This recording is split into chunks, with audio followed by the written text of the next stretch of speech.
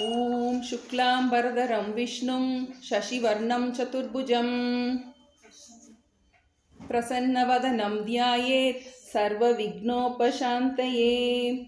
பிரணம்ய சிரசா தேவம் கௌரிபுத்திரம் விநாயகம் பக்தாவாசம் ஸ்மரே நித்யம் ஆயுக் காமார்த்த சித்தயே. பிரதமம் வக்ரதுண்டஞ்ச ஏகதந்தம் த்விதீயகம் திருத்தீயம் கிருஷ்ணபிங்காட்சம் கஜவக்ரம் சதுர்த்தகம் லம்போதரம் பஞ்சமஞ்ச ஷஷ்டம் விகடமேவ ச சப்தமம் விக்னராஜஞ்ச தூம்ரவர்ணம் ததாஷ்டமம் நவமம் பாலச்சந்திரஞ்ச தசமந்து விநாயகம் ஏகாதசம் கணபதிம் துவாதசந்து கஜானனம் द्वादशैतानि नामानि त्रिसन्ति यः पठे नरः न च विघ्नभयं तस्य सर्वसिद्धिकरं प्रभो. विद्यार्थी लभते विद्यां धनार्थी लभते धनं पुत्रार्थी लभते पुत्रान् मोक्षार्थी लभते गतिं. जपेत् गणपतिस्तोत्रं षड्भिर्मासं फलं लभेत् संवत्सरेण सिद्धिं च लभते नात्र संशयः. अष्टभ्यो ब्राह्मणेभ्यश्च लिखित्वा यः समर्पयेत् तस्य विद्या भवेत् सर्वा गणेशस्य प्रसादतः. ओम या देवी सर्वभूतेषु मातृरूपेण संस्थिता नमस्तस्यै नमस्तस्यै नमस्तस्यै नमो नमः. सरस्वती नमस्तुभ्यं वरदे कामरूपिणी विद्यारम्भं करिष्यामि सिद्धिर्भवतु मे सदा. ओम गुरुर्ब्रह्मा गुरुर्विष्णुः गुरुर्देवो महेश्वरः गुरु साक्षात् परं ब्रह्म तस्मै श्री गुरवे नमः.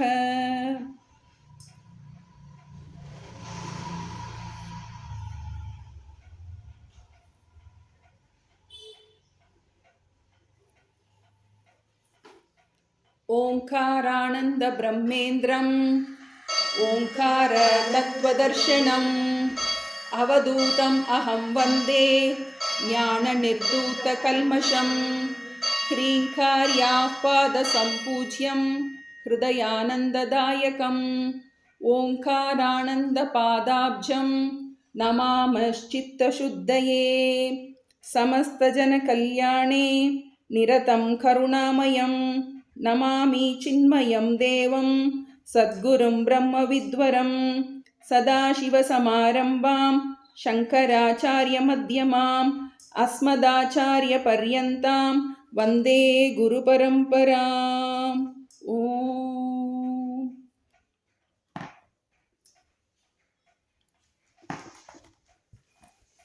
ஓம் பஜன் பாடிட்டு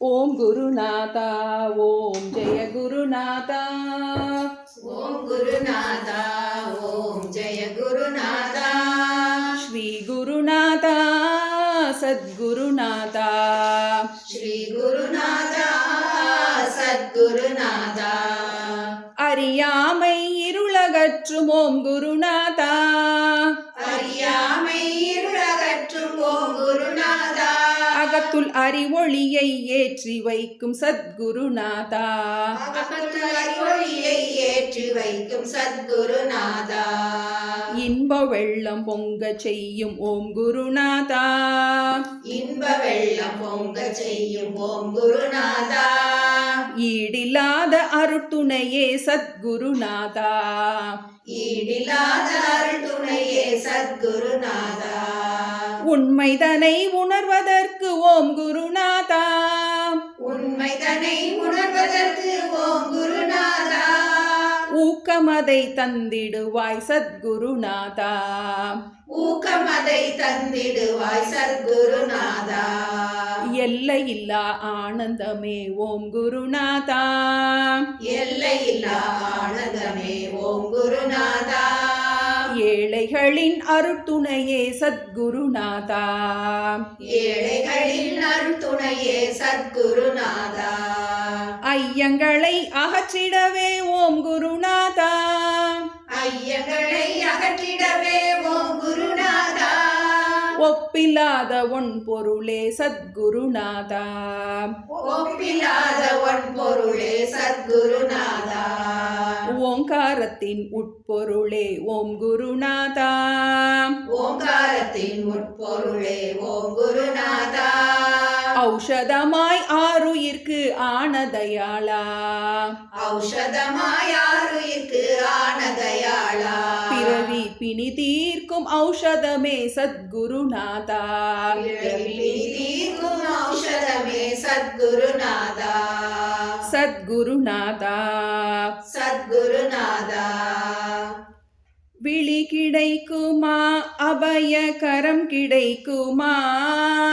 விழி கிடைக்குமா அபயகரம் கிடைக்குமா. குருநாத சரணத்தில் நிழல் கிடைக்குமா. குருநாத சரணத்தில் நிழல் கிடைக்குமா. விழி கிடைக்குமா அபயகரம் கிடைக்குமா. விழி கிடைக்குமா அபயகரம் கிடைக்குமா. குருநாத சரணத்தில் நிழல் கிடைக்குமா. குருநாத சரணத்தில் நிழல் கிடைக்குமா. அலை மீது அலையாக துயர் வந்து சேரும்போது. அலை மீது அலையாக துயர் வந்து சேரும்போது. அலை மீது அலையாக துயர் வந்து சேரும்போது. அலை மீது அலையாக துயர் வந்து சேரும்போது. அஞ்சாதே எனும் குரலை செவி கேட்குமா. அஞ்சாதே எனும் குரலை செவி கேட்குமா. அஞ்சாதே எனும் குரலை செவி கேட்குமா. அஞ்சாதே எனும் குரலை செவி கேட்குமா. விழி கிடைக்குமா அபயகரம் கிடைக்குமா. விழி கிடைக்குமா அபயகரம் கிடைக்குமா. குருநாத சரணத்தில் நிழல் கிடைக்குமா. குருநாத சரணத்தில் நிழல் கிடைக்குமா. நினைக்காத துன்பம் பல இணை வந்து சேரும்போது. நினைக்காத துன்பம் பல என்னை வந்து சேரும்போது. உன்னை நினைத்தாலே அபயம் தரும் கரம் கிடைக்குமா. உன்னை நினைத்தாலே அபயம் தரும் கரம் கிடைக்குமா. நினைக்காத துன்பம் பல இணை வந்து சேரும்போது. நினைக்காத துன்பம் பல என்னை வந்து சேரும்போது. உன்னை நினைத்தாலே அபயம் தரும் கரம் கிடைக்குமா. உன்னை நினைத்தாலே அபயம் தரும் கரம் கிடைக்குமா. விழி கிடைக்குமா அபயகரம் கிடைக்குமா. விழி கிடைக்குமா அபயகரம் கிடைக்குமா. குருநாத சரணத்தில் நிழல் கிடைக்குமா. குருநாத சரணத்தில் நிழல் கிடைக்குமா. குருநாத சரணத்தில் நிழல் கிடைக்குமா. குருநாத சரணத்தில் நிழல் கிடைக்குமா. குருதேவாய நமோ நமோ. குருதேவாய நமோ நமோ. ஹே பரமேஸ்வர் நமோ நமோ. ஹே பரமேஸ்வர நமோ நமோ. குருதேவாய நமோ நமோ. குருதேவாய நமோ நமோ. பிரம்மா விஷ்ணு மகேஸ்வர ரூபா. பிரம்மா விஷ்ணு மகேஸ்வர ரூபா. த்ரிமூர்த்தி ரூபா நமோ நமோ. த்ரிமூர்த்தி ரூபா நமோ நமோ. சின்மய ரூபா நமோ நமோ. சின்மய ரூபா நமோ நமோ. சித்பவ ரூபா நமோ நமோ. சித்பவ ரூபா நமோ நமோ. ஓங்கார ரூபா நமோ நமோ. ஓங்கார ரூபா நமோ நமோ. குருதேவாய நமோ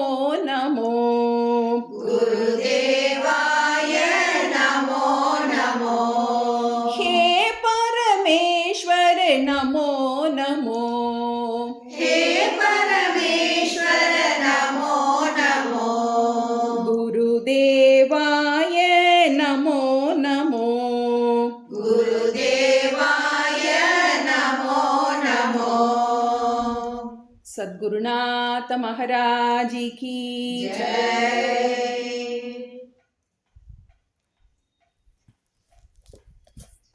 எல்லாருக்கும் வணக்கம், நமஸ்காரம். இன்னைக்கு நமக்கு ஒரு எதிர்பாராம ரொம்ப ஒரு இறைவனோட திட்டத்தில் இருக்கிற ஒரு காரியம் நடந்தேறி இருக்கு. இது நம்ம யாருடைய சங்கல்பம் கிடையாது, இது குருவோட சங்கல்பம், ஈஸ்வரனுடைய சங்கல்பம். இந்த மாதிரி ஒரு டெக்ஸ்ட் திடீர்னு தொடங்கணும்னு போன வாரம் கூட நினைக்கல. திடீர்னு ஒரு முடிவு எடுத்தோம். அம்மா போயிட்டு வந்தாங்க, பாயிரம் முடிச்சுட்டு வந்துட்டு வந்தாங்க. சரி, தொடர்ந்து அதை கண்டினியூ பண்ணிடுவோம், விட வேண்டாம், பாயிரத்தோட விட வேண்டாம்னு நினச்சது. கரெக்டாக சாமிஜியோடைய ஜெயந்தியாக அமைஞ்சு. நம்ம தள்ளி போட்டிருப்போம், அவர் முன்னாடி தள்ளிட்டார். நம்ம பின்னாடி கொஞ்சம் தள்ளி போட்டிருப்போம், அவருடைய ஜெயந்தியாக அமைஞ்சதுங்கிறது நமக்கு ரொம்ப ஒரு விசேஷம். நம்ம இது இறைவனோட திட்டம், குருவோட திட்டம், எல்லாம் ஒரு பெரிய பாக்கியம். இது மாதிரி ஒரு குரு கிட்ட நம்ம இவ்வளோ நாள் பாடம் கேட்டிருக்கோம், பார்த்துருக்கோம், பேசியிருக்கோம். ஒரு மகான் கூட வந்து இத்தனை வருஷம் ட்ராவல் பண்ணுறதுக்கு கிடைச்சதுங்கிறது ஒரு பெரிய ஒரு பாக்கியம். இந்த சமயத்தில் நம்ம சாமிஜியோட பேரண்ட்ஸை நம்ம நினைக்கணும். இப்படி ஒரு ஒரு மகாத்மாவை நமக்காக அவங்க கொடுத்துட்டு போயிருக்காங்க. ஒவ்வொரு நாளும் எங்களுக்கு ஒரு புது புது அனுபவங்கள் இருக்கும், நம்மளை திருத்திக்கிறது. அவருடைய அங்கே போய் ஆசிரமம் போயிட்டு வந்தால் அவருடைய ஒரு செயல்லையும் நமக்கு ஒரு டீச்சிங் இருக்கும். அது மாதிரி ஒரு ஒரு சந்தர்ப்பம் கிடைச்சிது.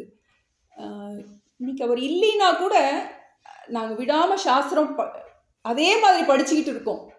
அதெல்லாம் அவருடைய கிருப்பை தான் நமக்கு தெரியும். இப்போ நம்ம இன்றைக்கி புதுசாக ஒரு டெக்ஸ்ட் எடுத்திருக்கோம், கைவல்ய நவநீதம்ங்கிற டெக்ஸ்ட் எடுத்திருக்கோம். இந்த டெக்ஸ்ட் வந்து சாமிஜி இங்கே நமக்கு ஏற்கனவே கைவல்ய சங்கம்னு ஒன்று இருக்குது. சங்கத்துக்கு சாமி வந்து 2002 வருஷம் ஒருக்க வந்தாங்க. வந்தப்போ மீனாட்சி அம்மாவோட நினைவு நாளுக்காக வந்தப்போ எல்லாரும் பாராயணம் பண்ணிகிட்டு இருந்தாங்க. பாராயணம் பண்ணிகிட்டு இருக்கும்போது சாமி கிளாஸில் வந்து அப்போ தான் நான் முதல்ல கிளாஸ்க்கு வர தொடங்கியிருக்கேன். அந்த கிளாஸில் சாமி சொன்ன விஷயம், அருள்மொழி, ஆனந்தி, நீங்கள் 2 பேரும் கண்டிப்பாக கைவல்ய நவநீதத்தை மனப்பாடம் பண்ணணும். கீதெல்லாம் படிக்கிறது அப்புறம் இருக்கட்டும், முதல்ல நீங்கள் இந்த கைவல்ய நவநீதத்தை மனப்பாடம் பண்ணணும்னு பெரிய குண்டு தூக்கி போட்டாங்க. நமக்கு மனப்பாடம் பண்ணிலாம் பழக்கமே கிடையாது. திருக்குறளையே ரொம்ப கஷ்டப்பட்டு ஸ்கூலில் மார்க்குக்காக மனப்பாடம் பண்ணதோட நம்ம மனப்பாட பயிற்சி அதோடு நின்றுச்சு. என்னடா அது சாமி இப்படி சொல்லிட்டாங்களே, ஆனால் குரு சொல்லிட்டாரு, தட்ட முடியாது நமக்கு. அவர் சொன்னது வந்து யங்ஸ்டர்ஸ் நிறையா பேர் படிக்கணும். இதை வந்து எப்படி வந்து அங்கே பந்து வராளியில் அவங்க அந்த ராகம் போட்டு படிச்சுட்டு இருந்தாங்க, இதே பந்து வராளியில் அடுத்த வர தலைமுறைகள் படிக்கணும். நீங்கள் இதை கண்டிப்பாக படிக்கணும், மனப்பாடம் பண்ணணும். மனப்பாடம் பண்ணால் தான் இதனுடைய அர்த்தம் உங்களுக்கு நல்லா புரியும் அப்படின்னு சொல்லிட்டு அதான் எனக்கு அவர் கொடுத்த முதல் உபதேசம்னு சொல்லலாம். அது மனப்பாடம் பண்ணுறது எப்படி பண்ண போகிறோம்? குரு சொல்லிட்டாரு, குரு சொல்லிட்டா இம்ப்ளிசிட்லி ஒபே பண்ணி தான் ஆகணும் நம்ம. அப்போ ரொம்ப அனாயாசமாக பண்ண முடிஞ்சிச்சு அவருடைய வாக்கு. அதுக்கப்புறம் அவருடைய சிடிஸ் எல்லாம் கேட்டு அதை புக்காக போடணும்னு சாமிஜி ரொம்ப விருப்பப்பட்டாங்க. அதனால் நானும் அருள்மணிக்காவும் நிறைய எழுதணும். அது நிறைய அதுக்காகவே வேலையை விட்டேன். நான் அதுக்கு ஒர்க் பண்ணணுங்கிறதுக்காக அதை சாமிஜிக்கு அந்த புக்கு ஒர்க் பண்ணி கொடுக்கணுங்கிறதுக்காக. ஆனால் அது பல சந்தர்ப்பத்தினால புக்கு வர முடியல. ஆனால் எனக்கு அது ரொம்ப பிரயோஜனமாக இருக்குது. மனப்பாடம் பண்ணிட்டு அந்த புக்குக்காக வேலை பண்ணும்போது அதனுடைய மகத்துவத்தை வாயால் சொல்ல முடியாது.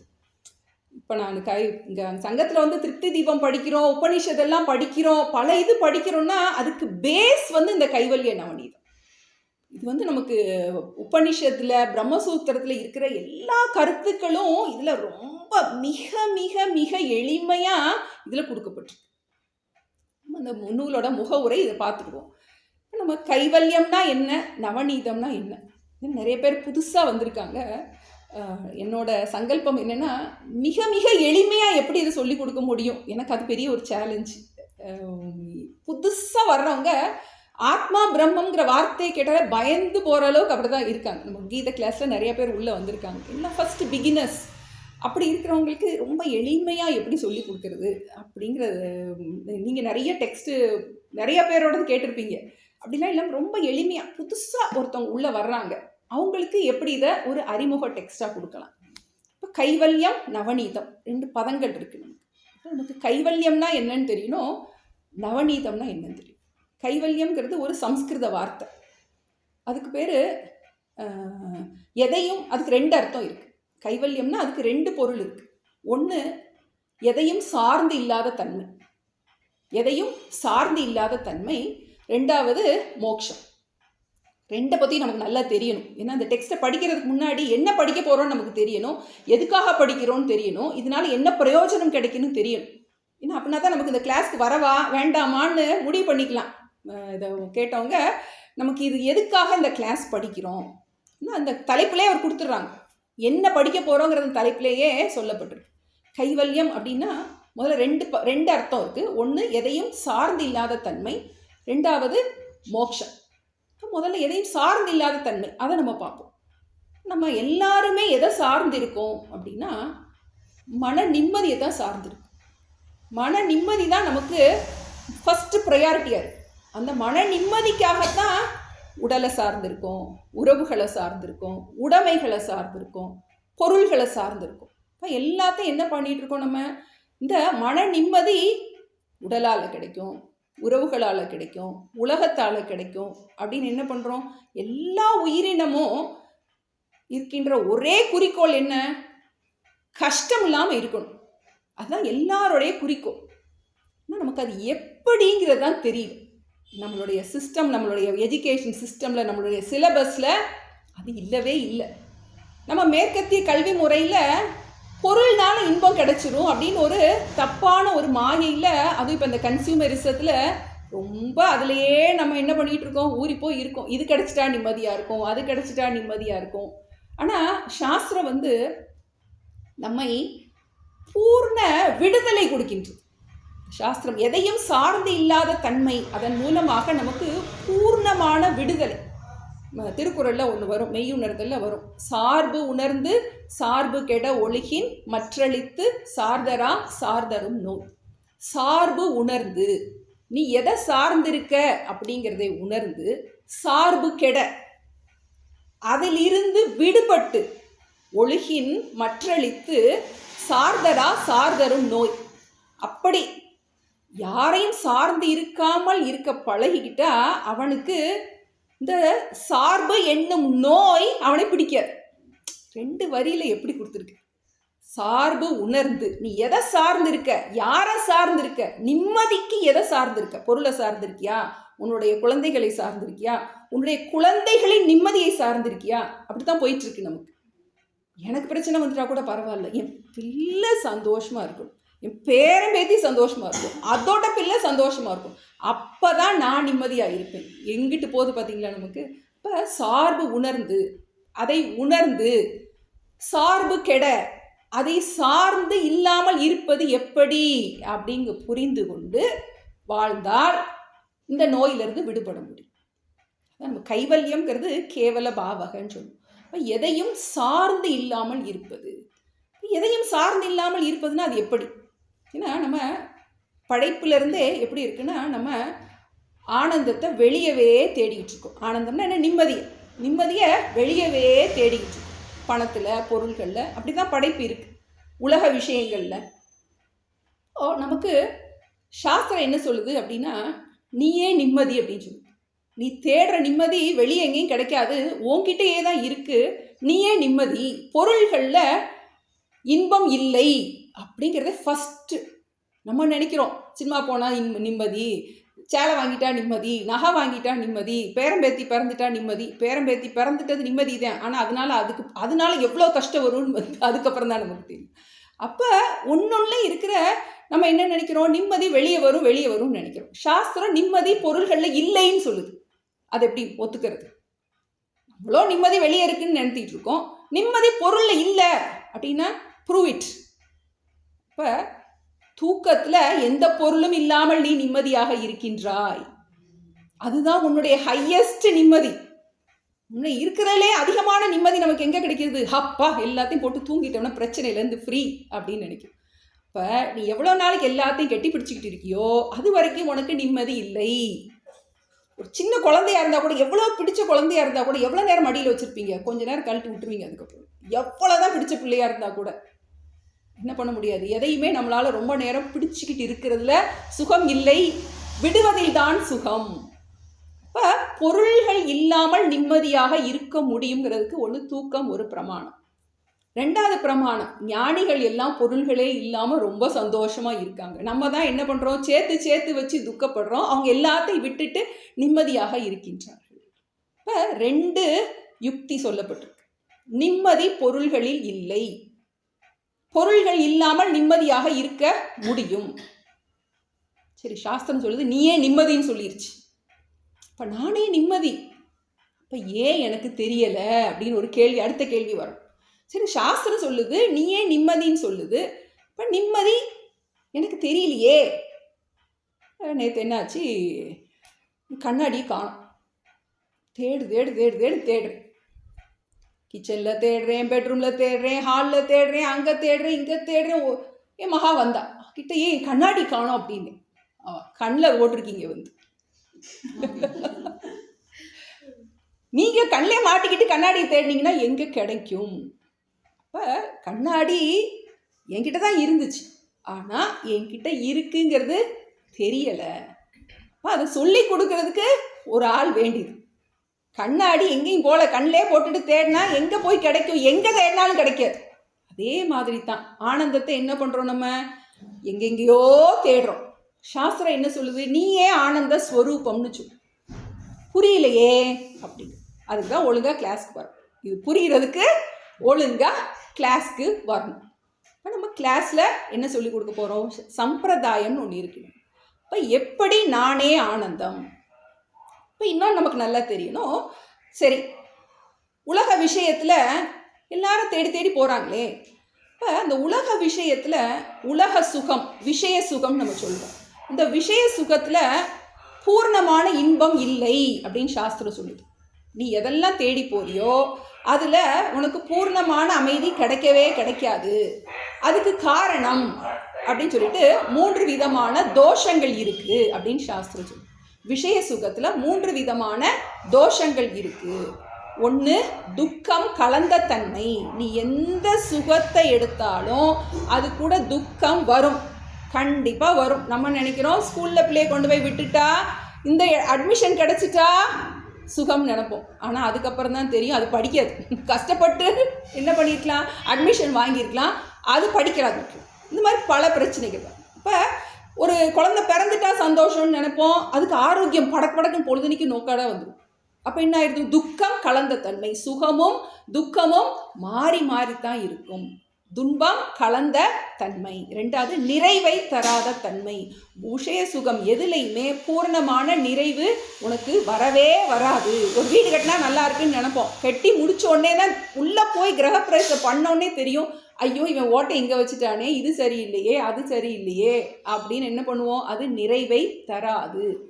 3வது அடிமைப்படுத்தும் தன்மை. சரி இதெல்லாம் இப்படி இருக்குது, வேண்டாம் விட்டுருவோம் அப்படின்னா விட முடியாது. பழகிடுச்சு அப்படின்னா என்னாகும், நம்மளால் அதை விட முடியாது. இப்போ 3 விதமான தோஷங்கள் இருக்கின்றது. விஷய சுகத்தில் 3 விதமான தோஷங்கள் இருக்கின்றது. இந்த தோஷம் உடைய விஷய சுகத்தை தான் நம்ம சார்ந்து இருக்கு.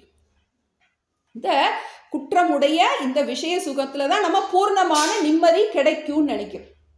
கீத கிளாஸில் அடிக்கடி சொல்லுவோம், நம்ம எப்போவுமே மாறாத இன்பம் வேணும்னு நினைக்கிறோம், அதை மாறுகின்ற பொருளில் தேடிக்கிட்டு இருக்கோம், அது ஒரு நாளும் கிடைக்காது. மாறாத இன்பம் என்பது மாறாத பொருளில்தான் கிடைக்கும். இப்போ வெளியில் இருக்கிற எல்லா பொருள்களும், உலகம், உறவுகள் எல்லாமே என்னது, மாறிக்கிட்டே தான் இருக்குது.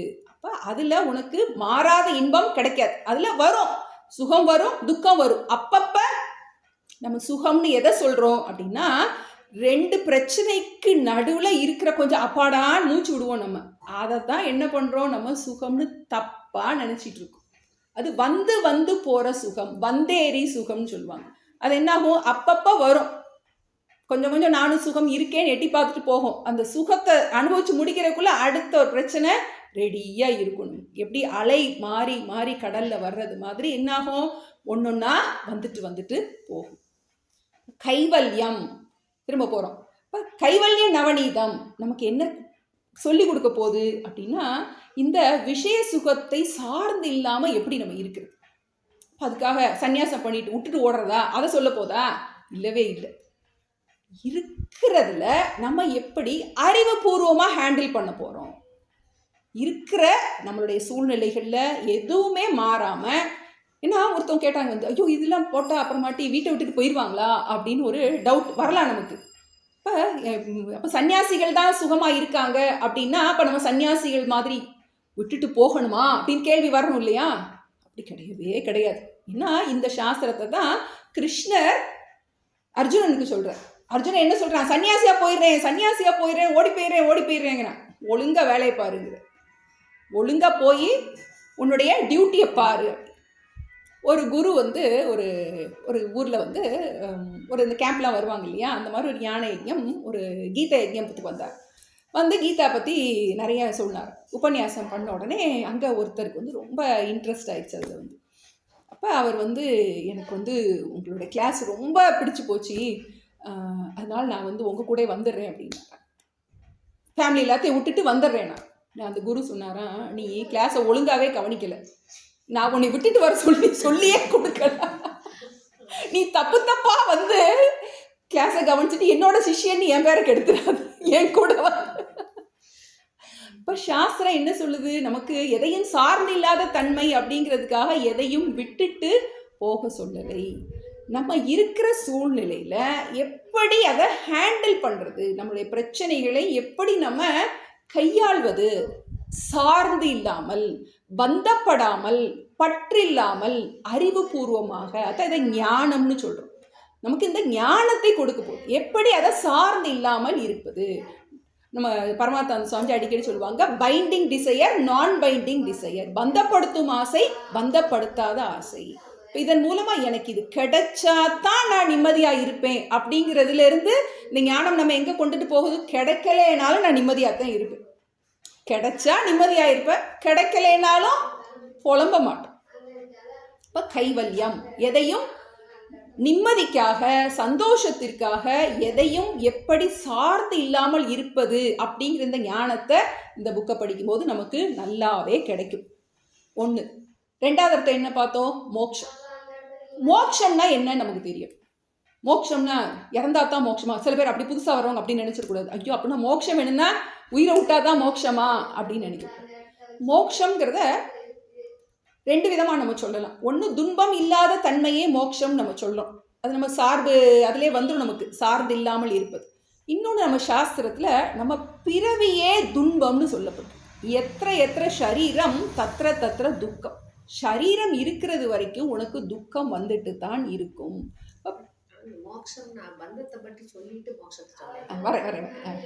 இப்போ பந்தம்னா என்னன்னு தெரியணும், மோட்சம்னா என்னன்னு தெரியணும். இப்போ நமக்கு மோட்சம்ங்கிறது ஃபர்ஸ்ட் என்னது? விடுபடுவது.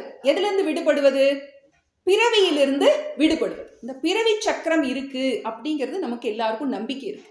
ஏன்னா நான் இன்னைக்கு இப்படி பிறந்திருக்கேன், ஒரே நேரத்தில் 2 குழந்தை பிறக்குது, ஒன்று இப்படி பிறக்குது, இன்னொன்று ஒரு வயசான ஒரு ஒரு வசதியான இடத்துல ஒன்று பிறக்குது, வசதி இல்லாத இடத்துல பிறக்குது. அப்போ என்ன நினைக்கிறோம் நம்ம? அதுக்கு ஒரு கர்மா இருக்கு வந்து, அப்போ அதுதான் காரணமாக இருக்கின்றது அப்படின்னு நமக்கு ஒரு பிறவியில் ஃபஸ்ட்டு நமக்கு வரணும், நம்பிக்கை நமக்கு இருக்கு. இப்போ இந்த பிறவி சுழல், இந்த துக்கம் மாறி மாறி மாறி மாறி நம்ம பிறந்துக்கிட்டு இருக்கோம். இதான் நம்ம என்ன சொல்கிறோம்? பந்தம்னு சொல்கிறோம். பந்தம்னா என்ன? மீண்டும் மீண்டும் இந்த பிறவி சுழல்லையே நம்ம என்ன பண்ணுறது? சிக்கி தவிக்கிறோம். இப்போ இதில் இருந்து எப்படி நம்ம விடுபடுவது? இப்போ நம்ம எல்லாருக்கும் பிள்ளைங்க நல்லா படிச்சிடணும், படித்து நல்லா வேலை வாங்கிடணும், வேலை வாங்கிட்டு ஒரு வீடு வாங்கிடணும். பெர்மனெண்ட்டாக என்ன வேணும் நமக்கு? ஒரு வீடு நமக்கு வேணும். அது எல்லாருக்கும் இருக்கிற ஒரு ஆசை தான், இது தப்பே கிடையாது. ஆனால் நம்மளாம் நினைக்கிறோம் நம்ம பெர்மனெண்ட்டாக நமக்கு சொந்த வீட்டில் இருக்கோம் அப்படின்னு நினைக்கிறோம். நல்லா மறக்கக்கூடாது, சொந்த வீட்டில் இருக்கோன்னு நினைக்கிறோம், வாடகை சரீரத்தில் சொந்த வீட்டில் வாழ்ந்து கொண்டு இருக்கின்றோம். எல்லாரும் ஒரு வாடகை சரீரத்தில் தான் இருக்கோம். எப்போ காலி பண்ண சொல்லுவேன்னு தெரியாது, ஓனர் எப்போ காலி பண்ண சொல்வேன்னு தெரியாது, எப்போனாலும் காலி பண்ண சொல்லலாம். இப்போ நம்ம ஒரு வீடு வாங்கணும், புது வீடு வாங்கணும் அப்படின்னா நம்ம பட்ஜெட்டுக்கு தக்கபடி தான் என்ன கிடைக்கும்? நமக்கு வீடு கிடைக்கும். அதே மாதிரி நமக்கு எவ்வளோ புண்ணியம் இருக்கோ அதற்கு தக்கபடி தான் என்ன கிடைக்கும், அடுத்த வீடு கிடைக்கும். அதுவும் வாடகை வீடு தான், டெம்பரரி வீடு கிடையாது. இப்போ புல்லாய் பூழாய் புழுவாய் மரமாகி அப்படின்னு படிக்கிறோம் இல்லையா? அப்போ பிறவி சக்கரம் என்ன பண்ணிட்டு இருக்கு, சுத்திக்கிட்டே இருக்கு. அதனால தான் நம்ம ஆதலால் பிறவி வேண்டேன் அரங்கமா நகருளானே நம்ம படிக்கிறோம். இப்போ இப்பிறவி தப்பினால் எப்பிறவி வாய்க்குமோ ஏது வருமோ அருகிலேன் தாய்மானவர் பாடுறாரு. இறப்போடு பிறப்பை எண்ணினால் நெஞ்சது பகீரெனும். எப்பா இப்பவே எனக்கு நிறைய பிரச்சனை இருக்கு, ஒத்துக்கிறேன். அடுத்த பிறவியில் என்னென்ன பிரச்சனை வருமோ எனக்கு தெரியாது. அதனாலதான் அந்த காலம் எல்லாம் காயகல்பம்லாம் சாப்பிட்றது காரணம் என்னன்னா, இப்போ நம்ம கொஞ்சம் வசதியா இருக்கோம், அடுத்த பிறவி என்ன வரும்னு தெரியாது இல்லையா? இதெல்லாம் விட்டுட்டு போக மனசு வராது.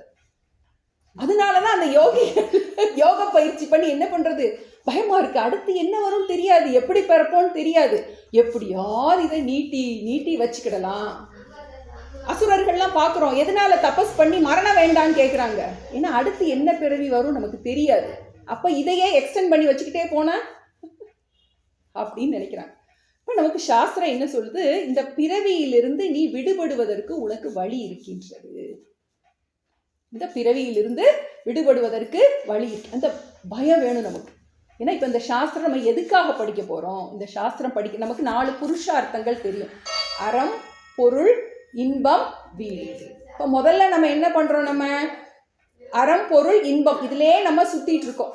முதல்ல இன்பம் தான் நமக்கு பிரதானமாக இருக்குது. அப்புறம் பொருள், அந்த இன்பம் எதனால நமக்கு கிடைக்கணும்னு நினைக்கிறோம், பொருள்னால கிடைக்கும்னு நினைக்கிறோம். அந்த பொருளை நம்ம எப்படி சம்பாதிக்கணும், அறத்தோட சம்பாதிக்கணும் அப்படின்னு நினைக்கிறோம். அப்போ அறம் பொருள் இன்பம் வீடு. வீடுன்னா என்னது, நமக்கு மோட்சம். இப்போ நமக்கு முதல்ல லட்சியம் அறம் பொருள் இன்பம் ஆயிருக்கு.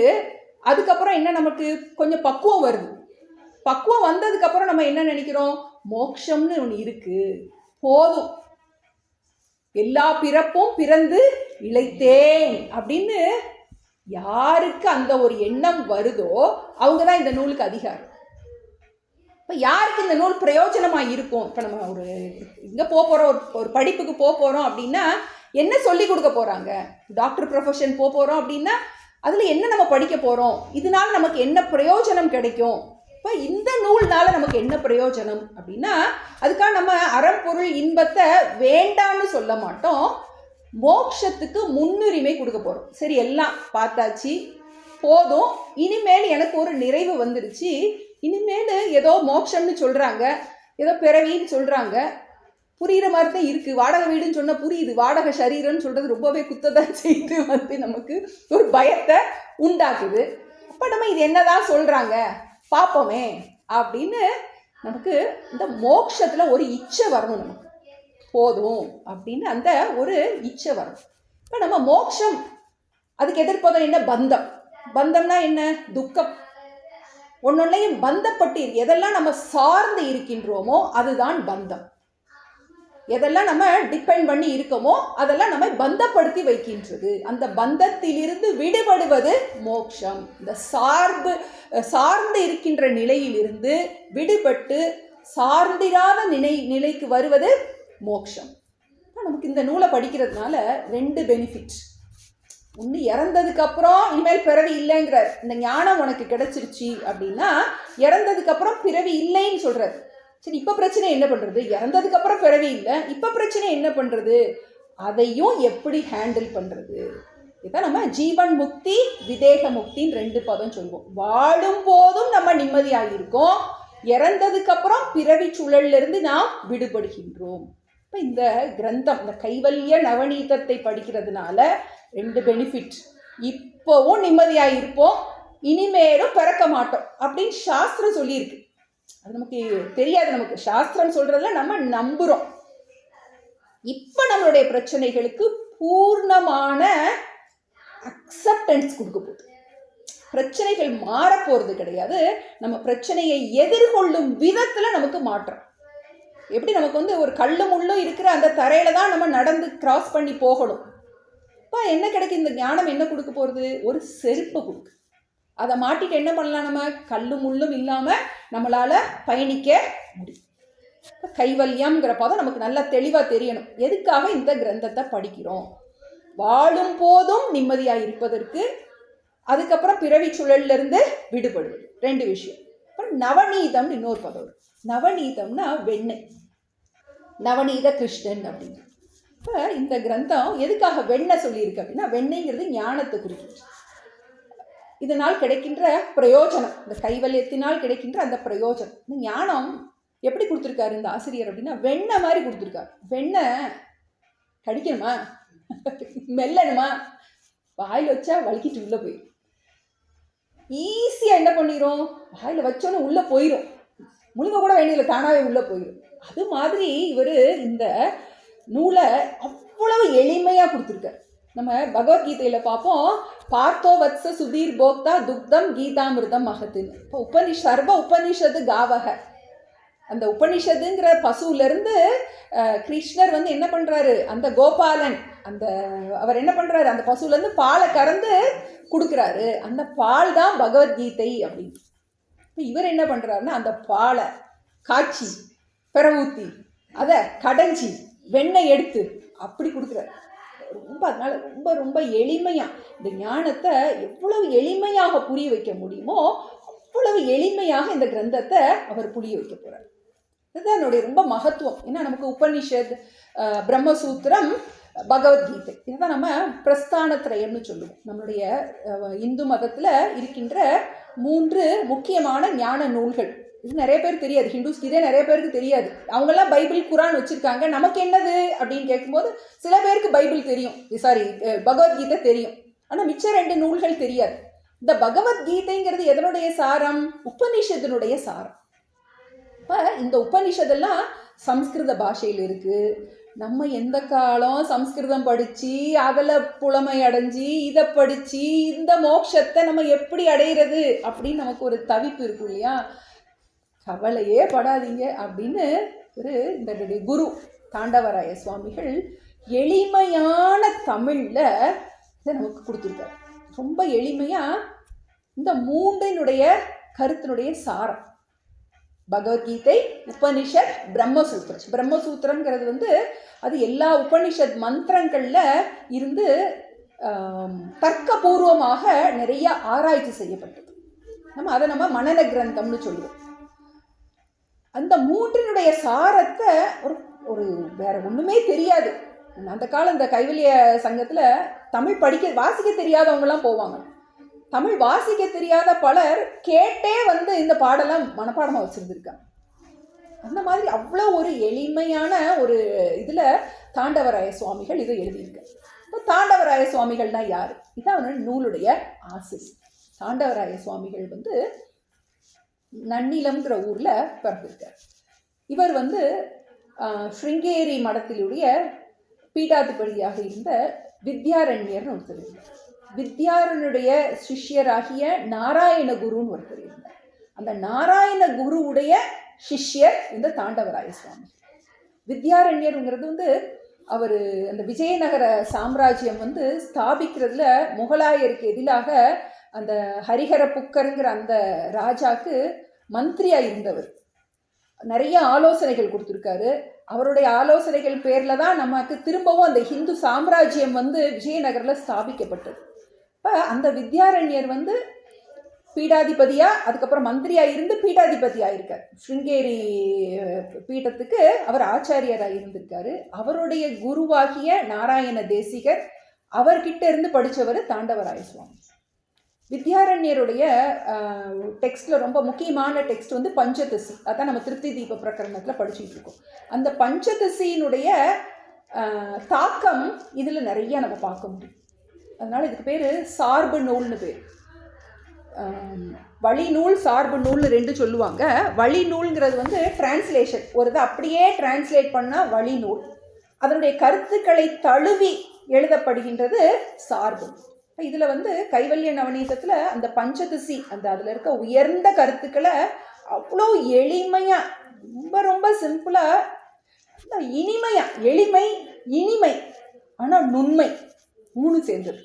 இதனுடைய டெக்ஸ்ட் வந்து ரொம்ப அதிக நுட்பமான கருத்துக்களை ரொம்ப எளிமையாக மனப்பாடம் பண்ணுறதுக்கு ரொம்ப சௌகரியமாக படிக்க படிக்க புரியும் உங்களுக்கே. 4 தடவை படித்தாலே மனப்பாடம் ஆயிரும். ஏன்னா அதனுடைய கருத்துக்கள் இனிமையாக, அவ்வளோ ஒரு இனிமையான தமிழில், எளிமையான தமிழில் நுண்மையான கருத்துக்களை அவர் அவருடைய குருவோட கிருப்பையினால் ஒரு தாண்டவராய சுவாமிகள் இதை நமக்கு எழுதி கொடுத்துருக்காரு. இதில் நமக்கு இந்த டெக்ஸ்டில் வந்து நமக்கு 2 விதமான பகுதி இருக்கு. தத்துவ விளக்கப்படலம், சந்தேகம் தெளிதல் படம். இதுக்கு முன்னாடி முதல்ல 7 ஸ்லோகம் பாயிரம்னு இருக்கு. இப்போ நமக்கு திருக்குறளில் பார்ப்போம். நமக்கு முதல் 4 அதிகாரம் பாயிரம், கடவுள் வாழ்த்து, வான் சிறப்பு, அரண் வலியுறுத்தல், நீத்தார் பெரும். இந்த 4ம் நமக்கு பாயிரம். பாயிரம் 1000 முகத்தான் ஆயினும் பாயிரம் இன்றி பணுவல் அன்றே அப்படின்னு ஒரு சூத்திரம் சாமி அடிக்கடி சொல்லுவாங்க. பாயிரம் இல்லைன்னா அதை ஒரு டெக்ஸ்டாவே அந்த காலம் ஏற்றுக்க மாட்டாங்க. பாயிரத்தில் என்ன சொல்லப்பட்டிருக்கோம் அப்படின்னா, அதிகாரி, விஷயம், பிரயோஜனம், சம்பந்தம், 4 விஷயங்கள். இந்த நூலுடைய அதிகாரி யார், இதை படிக்கிறதுக்கு யார் தகுதி உடையவர்கள், அதிகாரி. விஷயம், இது எதை பற்றி சொல்லப்பட்டிருக்கு. இன்னொன்று பிரயோஜனம், இது படிக்கிறதுனால உனக்கு என்ன கிடைக்கும். அடுத்தது சம்பந்தம், இந்த நூலுக்கும் நூலை படிப்பவருக்கும் ஏற்படுகின்ற ஒரு சம்பந்தம். 4 விஷயங்கள் நமக்கு யாருக்காக சொல்லப்பட்டது, எது சொல்லப்பட்டது, எதற்கு சொல்லப்பட்டது, எப்படி சொல்லப்பட்டது, யாருக்காக, எது, எப்படி, எதற்கு, இந்த 4 விஷயங்கள். இப்போ நமக்கு இதில் பாயிரத்திலே தெரிஞ்சிடும் நம்ம இதை படிக்கணுமா வேண்டாமா. இப்போ நமக்கு எதுக்காக படிக்க போகிறோம் மறந்துடக்கூடாது. மோட்சம், நம்மளுடைய லட்சியம் மோட்சம், பிறவி சுழலிருந்து விடுபடுவது. அதான் நம்முடைய பரம புருஷார்த்தம். அதுக்கு என்ன பயன்படும், இந்த ஞானம். நவநீதம்ங்கிறது ஞானம். இப்போ நமக்கு மோட்சம் அப்படின்னா நமக்கு பிறவாமல் இருக்கிறது அப்படின்னு நம்ம சொல்லிட்டோம். இப்போ நமக்கு மோட்சத்துக்கு சாதனம் என்னன்னு நமக்கு தெரியும். மோட்சம் எப்படி அடைகிறது, சரி சொல்லிட்டீங்க, வாடகை சரீரத்தில் இருக்கோம். அப்போ நமக்கு என்ன ஆகணும், வீடுன்னு அதான் சொல்லப்பட்டிருக்கு. இந்த மோட்சத்தை வீடுன்னு சொல்லப்பட்டிருக்கு. எதனால, அது பெர்மனெண்ட் ஹவுஸ் நமக்கு. இன்னொன்று விடு என்பது நீட்டலே வீடு. எல்லாத்தையும் விட்டினா உனக்கு வீடு கிடைச்சிடும். எல்லாவற்றையும் இருக்கின்ற பந்தத்தை விட்டால் உனக்கு அந்த வீடு கிடைக்கும். நமக்கு மோட்சத்தினுடைய ஸ்வரூபம், சரி எதனால மோட்சம் கிடைக்கும் அப்படின்னா, ஒவ்வொரு சம்பிரதாயத்திலையும் மோட்சத்துக்கு சாதனம் ஒன்று சொல்லுவாங்க. ஒரு சிலர் சொல்லுவாங்க கலியுகத்தில் நாம சங்கீர்த்தனமே போதும் அப்படின்னு சொல்லுவாங்க. சோஷியல் சர்வீஸ் பண்ணால் போதும், அதனாலேயே நமக்கு மோட்சம் கிடைச்சிரும். அப்புறம் சிலர் சொல்லுவாங்க வந்து நமக்கு இறந்தது, நம்ம இங்கே கிருஷ்ணரை பஜன் பண்ணிக்கிட்டே இருந்தீங்கன்னா அதுக்கப்புறம் இறந்ததுக்கப்புறம் அவர் உடனே கோலோக பிருந்தாவனில் உடனே கொண்டு போய் சேர்த்துக்குவார். அப்புறம் இன்னொன்று சொல்லுவாங்க கைலாசத்துக்கு உனக்கு ஜீவாத்மா பரமாத்மா ரெண்டும் ஐக்கியமாகும் அப்படின்னு. மோக்ஷ ஸ்வரூபம், மோக்ஷ சாதனம் ரெண்டும் நமக்கு தெரியும். மோக்ஷ ஸ்வரூபம், மோக்ஷ சாதனம். மோக்ஷம்னா என்ன, மோக்ஷம்னா பிறவியிலிருந்து விடுபடுவது மோக்ஷம், அதான் மோக்ஷ ஸ்வரூபம். சரி, மோக்ஷ சாதனம்னா அது எப்படி கிடைக்கும், அந்த மோக்ஷத்துக்கு சாதனம் என்ன அப்படின்னா ஒன்னொன்னு சொல்றாங்கன்னு பார்க்கணும். இப்போ நம்ம என்ன சொல்றோம் அப்படின்னா, உனக்கு ஞானத்தினால்தான் மோக்ஷம் அப்படின்னு சொல்ல போறோம். இது கொஞ்சம் ஆழமான விஷயம். உனக்கு என்ன ஞானம், ஆனந்தத்தை வெளியவே தேடிக்கிட்டு இருந்தோம். இப்போ நானே ஆனந்தம்னு ஞானம் வரணும். எப்படி என் கண்ணாடி என்கிட்ட தான் இருக்குன்னு ஒரு குரு சொல்லி கொடுக்கும்போது, மூன்றாவதா ஒருத்தர் சொல்லி கொடுக்கும்போது நான் அதை புரிஞ்சுக்கிறேனோ, அதுபோல இந்த குரு வந்து சொல்லி கொடுக்குறார். எப்படி நீயே ஆனந்தம் அப்படிங்கிறத அந்த குரு சொல்லி கொடுப்பதன் மூலமாக நாம் தெரிந்து கொள்கிறோம். இது நமக்கு மோட்சத்துடைய சாதனம். இப்போ நமக்கு இதில் பல அபிப்பிராய பேதங்கள் இருக்கலாம். இப்போ நம்ம நாம சங்கீர்த்தத்தினால எனக்கு மோட்சம், இல்லை நான் 18 தடவை நான் ஐயப்பன் கோயில் போயிட்டு வந்தால் மோட்சம், இல்லை நான் கும்பமேளால போய் நான் குளிச்சுட்டு வந்துட்டேன்னா மோட்சம். இப்படி உனக்கு என்ன அபிப்பிராயம் இருந்தால் நம்ம என்ன பண்ண மாட்டோம், மறுக்கவே மாட்டோம். Okay, you go your path, நீ உன்னுடைய பாதையிலே போய்க்கோ. நீ வந்து இவ்வளோ ஜபம் பண்ணால் உனக்கு மோட்சம் இருக்குது, இவ்வளோ மாலா சொன்னால் மோட்சம் இருக்குன்னா நம்ம டிஸ்டர்ப் பண்ண மாட்டோம். அதெல்லாம் பண்ணி பார்த்துட்டேன், தேவாரம் இத்தனை பதிகம்லாம் பண்ணி பார்த்துட்டேன், ஆனாலும் நான் நிம்மதியாக இல்லை அப்படின்னு யார் கேட்குறாங்களோ அவங்களுக்கு தான் இந்த கிளாஸ். நமக்கு அதெல்லாம் எனக்கு போதும் எனக்கு அப்படின்னா நமக்கு என்ன பண்ண மாட்டோம், டிஸ்டர்ப் பண்ண மாட்டோம். நம்ம அதை என்ன ஏற்றுக்கிறோம், நம்ம அது எப்படி எல்கேஜி யூகேஜி ஃபஸ்ட் ஸ்டாண்டர்ட் இருக்கோ அது மாதிரி அதெல்லாம் உனக்கு பக்குவம் கொடுப்பதற்கு அவையெல்லாம் தேவை. இப்போ இங்கே உனக்கு அதில் உனக்கு நிம்மதி வரலை, இன்னும் எனக்கு ஏதோ ஒரு தேடல் இருந்துக்கிட்டே இருக்குது, எனக்கு நிம்மதியாக இருக்கேன்னு நான் சொல்ல முடியல, ஒன்று போய் ஒன்று வந்துக்கிட்டே இருக்கே அப்படின்னு உனக்கு ஒரு கேள்வி வந்தால், ஏதோ பிறவின்னு சொல்கிறாங்களே, மோட்சம்னு சொல்கிறாங்களே அப்படின்னு வந்தால் நீ இந்த கிளாஸ்க்கு வாங்க. இப்போ இங்கே மோட்சத்துக்கு சாதனம் என்னன்னு நம்ம சொல்கிறோம் அப்படின்னா, ஞானம்தான் மோட்சத்துக்கு சாதனம். பந்தத்துக்கு சாதனம் என்ன, பந்த காரணம் என்ன, அஞ்ஞானம்தான் பந்தத்துக்கு காரணம். நான் என்னை உடலாகவும் மனதாகவும் என்ன நினச்சிக்கிட்டு இருக்கேன், சாஸ்திரம் நீ அந்த பூர்ணமான பரம்பொருள், நீ ஆத்மான்னு சொல்லி கொடுக்குது. அந்த அஞ்ஞானத்தின் காரணமாக நான் துன்பப்பட்டு கொண்டிருக்கின்றேன். இந்த ஞானம் வந்ததுக்கப்புறம் நம்ம பரிபூர்ணமாக துன்பத்திலிருந்து விடுபடுவதற்கு உபாயம். இப்போ கைவல்ய நவநீதம், நவநீதம்னா ஞானம். இந்த ஞானத்தை கொடுப்பதன் மூலமாக நமக்கு இந்த நூல் என்ன பண்ணுது, நமக்கு முழுமையான மோட்சத்தை கொடுக்கின்றது. அதான் நம்ம பார்த்துட்டு இருக்கோம். இதில் இந்த நூலில் முதல்ல பாயிரம் இருக்குன்னு பார்த்தோம். அடுத்தது தத்துவ விளக்கப்படலம், சந்தேகம் தெளிதல் படலம், 3 பகுதியாக இருக்கு. முதல்ல 7 பாடல்கள் பாயிரமாக அமைஞ்சிருக்கு. அதுக்கப்புறம் 101 பாடல் தத்துவ விளக்கப்படலம். ஃபுல்லாக தத்துவத்தை எல்லாம் அவர் தாண்டவராய சுவாமிகள் எளிமையாக நமக்கு உபதேசம் பண்ணுறார். எப்படி உபநிஷத்தில் பகவத்கீதையில் இருக்கிற அத்தனை ஆத்ம தத்துவத்தை முறையாக நமக்கு சொல்லிக் கொடுக்க போகிறார். சொல்லிக் கொடுக்கும் போதே நமக்கு என்னென்ன அதிகாரித்துவம் வேணும், இதை படிக்கிறதுக்கு என்ன குவாலிஃபிகேஷன் வேணும் அப்படிங்கிறதையும் சேர்த்து நமக்கு முழுமையாக அந்த 101 ஸ்லோகத்தில் தத்துவம் முழுமையாக எளிமையாக விளக்கப்பட்டு, நம்மளுடைய சாஸ்திரத்தில் எதையுமே இதை நீ ஏற்றுக்கிட்டு தான் ஆகணும் நம்ம சாஸ்திரம் எங்கேயுமே சொல்லதில்லை. நமக்கு நிறைய டவுட்டு வரும். பகவத்கீதையிலே பார்க்குறோம், கிருஷ்ணர் அர்ஜுனன் எவ்வளோ கேள்வினாலும் கேட்குறான், அதை எல்லாத்தையும் என்ன பண்ணுறாரு கிருஷ்ணர், அதை அனுமதிக்கிறார். அந்த கேள்விகளுக்கெல்லாம் அது மாதிரி இங்கே அடுத்த பகுதியில் சந்தேகம் தெளிதல் படலம், ஒரு சாப்டர் ஃபுல்லாக டவுட் கிளாரிஃபிகேஷன், 180 பாடல்கள் ஃபுல்லாக சந்தேகம் தெளிதல் படலம். சிஷ்யன் அந்த தத்துவத்தில் அவனுக்கு என்னென்னலாம் கேள்வி இருக்கோ அதெல்லாம் குரு கிட்ட கேட்குறான். கேட்கும்போது குருவானவர் பொறுமையாக எல்லாத்தையும் அதை விளக்குறார். நிறைய டவுட் கேட்பான் நம்ம சார்பா, நமக்கு என்னென்னலாம் டவுட்டு, நமக்கு வராத டவுட் எல்லாம் உண்டு பண்ணி அவர் கேள்வியாக கேட்டு அந்த குரு சிஷ்ய சம்பாவன ரூபமாக தான் இந்த டெக்ஸ்ட் அமைஞ்சிருக்கு. எடுக்கும்போதே முதல்ல தொடங்கும் போதே ஒரு சிஷ்யன் குருவை அணுகி, எப்படி நான் துன்பத்தில் தவிச்சுக்கிட்டு இருக்கேன், எனக்கு நிம்மதி வேணும் அப்படின்னு கேட்பான். அவர் அந்த நிம்மதிக்கான வழியை சொல்கிறதா தான் இந்த நூல் அமைஞ்சிருக்கு. நமக்கு முதல்ல பாயிரத்தை நம்ம அடுத்த கிளாஸில் பார்ப்போம். தொடங்கிடலாமா? தொடங்கிப்போம். இன்னைக்கு பாயிரத்தில் ஒரு இதை பார்த்தோம்.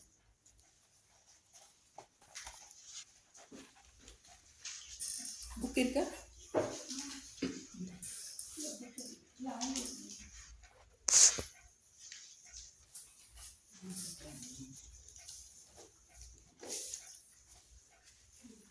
பொன்னிலம் மாதராசை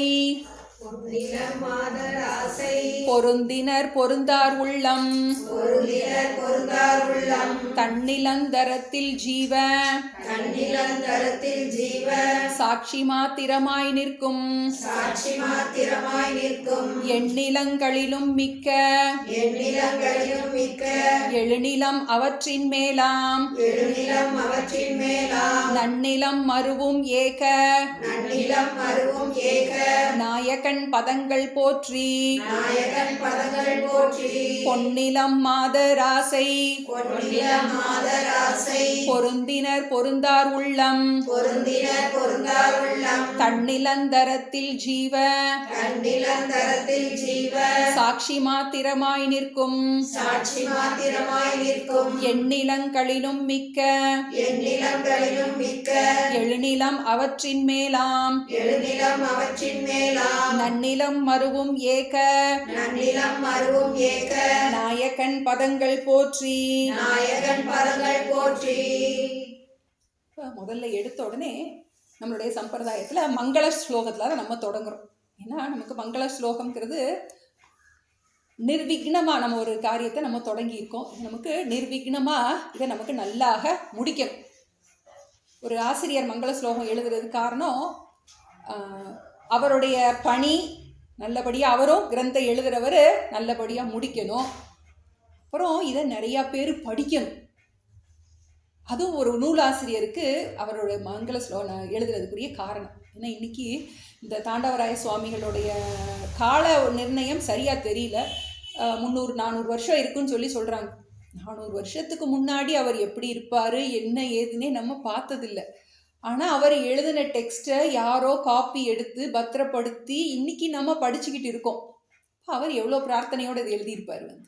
இப்போ இந்த மங்கள ஸ்லோகங்கிறது ஒரு பிரார்த்தனையோட தொடங்குகின்ற மங்கள ஸ்லோகம் 3 விதமாக அமையலாம்.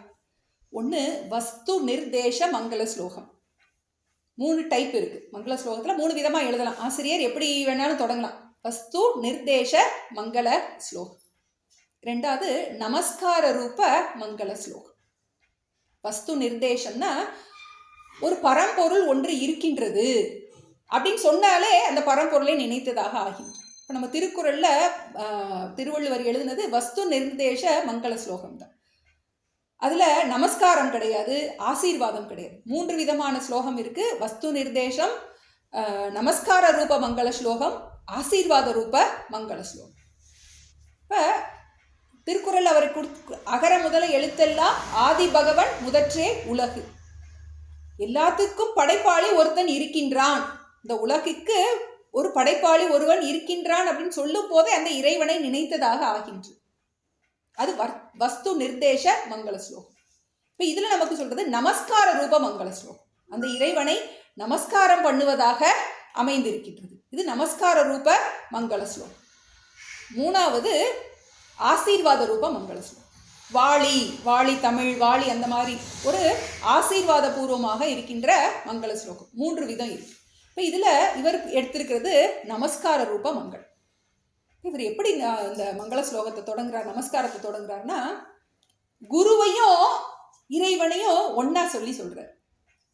குரு சாக்ஷாத் பரபிரம்ம, குரு பிரம்மா குரு விஷ்ணு குரு தேவோ மகேஸ்வரக, குரு சாக்ஷாத் பரபிரம்ம தஸ்மை ஸ்ரீ குரவே நமக. அது மாதிரி இவர் தன்னுடைய குருவை, அந்த பரம்பொருள் வேற இறைவன் வேற இல்லை, இந்த குரு வேற இல்லை, அந்த பரம்பொருள் தான் இந்த குரு வடிவாக காட்சி அளிக்கின்ற. நம்ம குரு ஸ்தோத்திரத்தில் பார்ப்போம். மன்னாத ஸ்ரீ ஜெகநாதக மத்குரு ஸ்ரீ ஜெகத்குரு மதாத்மா சர்வபூதாத்மா தஸ்மை ஸ்ரீ குரு. என்னுடைய குரு தான் ஈஸ்வரனா இருக்காரு. நமக்கு அதில் நமக்கு அசைக்க முடியாத நம்பிக்கை இருக்கு. குரு வேற ஈஸ்வரன் வேற கிடையவே கிடையாது. குரு சாக்ஷாத் பரபிரம்ம. அதை தான் அவர் சொல்றார், ஏகநாயகன் பதங்கள் போற்றி. அந்த ஒன்றாக இருக்கின்ற அந்த பரம்பொருள் போற்றி அப்படின்னு சொல்லிட்டு இன்னும் ஆழமான விஷயங்கள் கொஞ்சம் நமஸ்கார ஸ்லோகமே அதில் ஆழ்ந்த தத்துவத்தை கொண்டு வர்றாரு.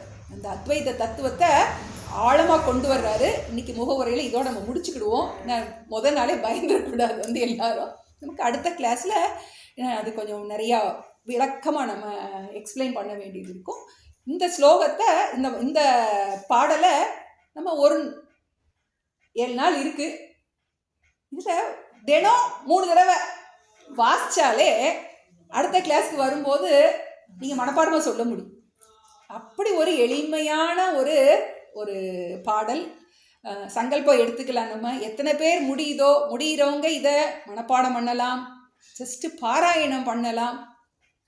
நல்லா பாராயணம் பண்ணினா மனப்பாடமாகும்.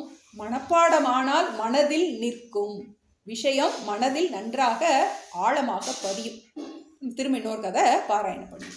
பொன்னிலம் மாதராசை மாதராசை பொருந்தினர் பொருந்தார் உள்ளம் பொருந்தினர் பொருந்தார் உள்ளம் தன்னிலந்தரத்தில் ஜீவ தண்டிலந்தரத்தில் ஜீவ சாட்சி மாத்திரமாய் நிற்கும் சாட்சி மாத்திரமாய் நிற்கும் எண்ணிலங்களினும் மிக்க எண்ணிலங்களினும் மிக்க எழுநிலம் அவற்றின் மேலாம் எழுநிலம் அவற்றின் மேலாம் நன்னிலம் மருவும் ஏக நன்னிலம் மருவும் ஏக நாயகன் பதங்கள் போற்றி நாயகன் பதங்கள் போற்றி ஐயனே எனது உள்ளே நின்று அனந்த ஜென்மங்கள் ஆண்ட மெய்யனே உபதேசிக்க வெளிவந்த குருவே போற்றி உய்யவே முக்தி நல்கும் உதவிக்கோர் உதவி நாயேன் செய்யுமாறொன்றும் காணேன் திருவடி போற்றி போற்றி செய்யுமாறொன்றும் காணேன் திருவடி போற்றி போற்றி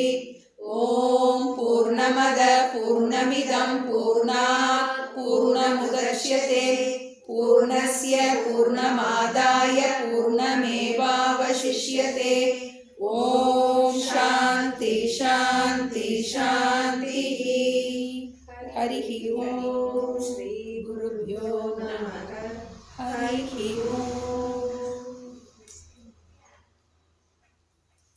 பூஜை முடிச்சு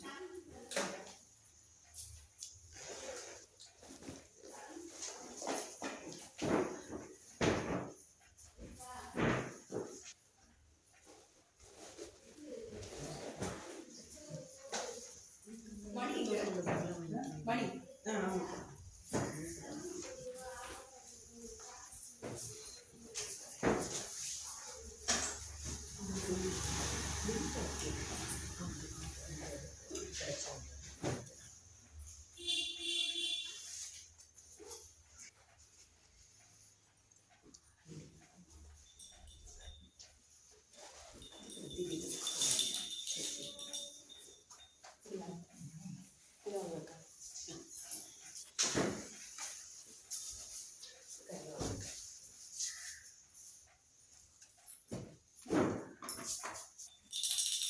शंकराय शंकराय शंकराय मंगलम शंकरी मनोहराय शाश्वताय मंगलम गुरुवराय मंगलम गदाधराय मंगलम गजाननाय मंगलम षडाननाय मंगलम राम मंगलम देव कृष्ण मंगलम सीताराम मंगलम राधा कृष्ण मंगलम எனது உள்ளே நின்று அனந்த ஜென்மங்கள் ஆண்ட மெய்யனே உபதேசிக்க வெளிவந்த குருவே போற்றி உய்யவே முக்தி நல்கும் உதவிக்கோர் உதவி நாயேன் செய்யுமாறொன்றும் காணேன் திருவடி போற்றி போற்றி செய்யுமாறொன்றும் காணேன் திருவடி போற்றி போற்றி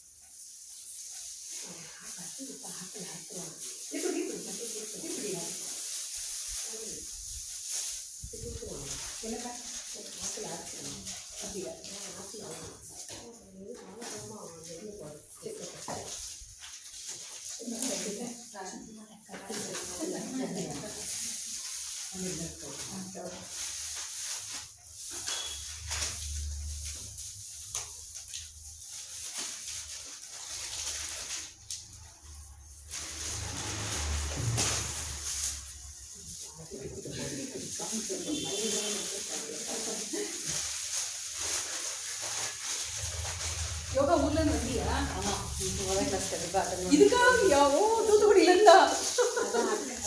அப்படி? ஓ, நீங்க அக்காவா? ஓ, சூப்பர். நான் இங்கே இருக்கேன். அப்படியா? ஏன் உங்க பேர் என்ன சேர்க்கல கிளாஸ்ல? இனி வர சொல்லிட்டு சேர்த்துருவோம். அப்படியா?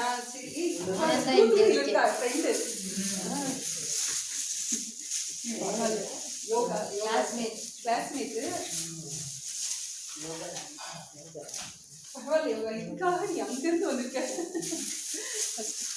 பையன் ஆட்டில் ஆடியோ ஆஃப் பண்ணல.